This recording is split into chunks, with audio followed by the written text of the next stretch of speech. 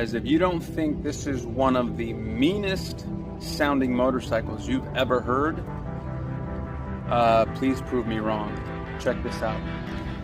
So this is the 2021 Aprilia RSV4 Factory 1100, the very first one that I know of with an SE Project CRT exhaust. I'm going to turn that on for you guys in just a sec. Huge thank you to our somewhat new customer Ryan for trusting us with this amazing motorcycle of his to accessorize it.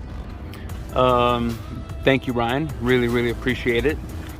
Why don't I give you guys a real quick close-up of all the upgrades we did on this bike, and then I'll turn it on for you guys. So let's start with the SE Project CRT exhaust. This is the standard mount. Now, let's go right into how this one fits the 2021. SE Project still does not offer an exhaust system specifically for the 21 Aprilias. So this is for example, for like a 2019 Tuono 1100. And the reason why this one fit without much problem at all is because these rear sets, and most aftermarket rear sets, will come with this bracket here. This is a piece on its own that can be used or not, and it mounts to this 2019 exhaust mount for the Aprilias. So this one went on without much problem at all.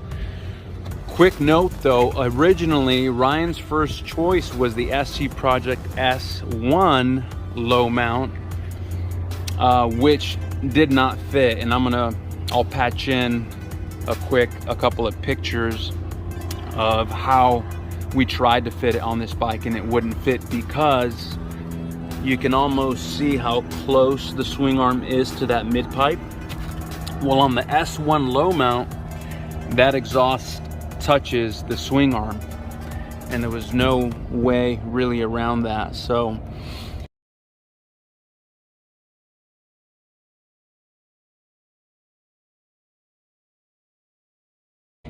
with that in mind, if you guys are interested in an SE Project exhaust for these new Aprilias, as long as you're using one of these mid pipes, you can make it work, either with aftermarket rear sets or simply trim off this tab there, like we've done on a handful of bikes. I'll turn that on in a second. So then, Bonamici rear sets. This is one of two brands that we favor right now for the Aprilias. Bonamici and Spider are the ones we prefer. On the left side, you'll see they come in either GP or regular shift pattern. Ryan chose reverse or GP shift. He's a track day guy.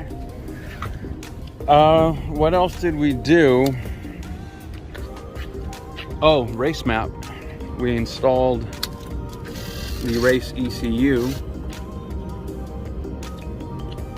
and it's evident in the race there underneath that kickstand symbol. And honestly, that's really all we did. But let me highlight the NRC fender eliminator that Ryan had put on here before he brought the bike to us.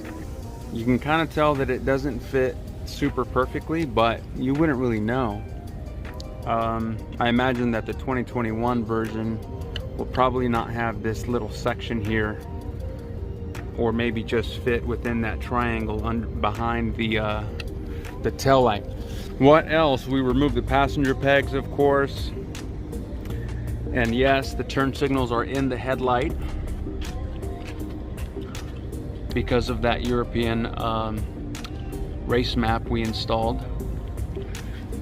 All right, I know what you guys want. Let's turn this thing on.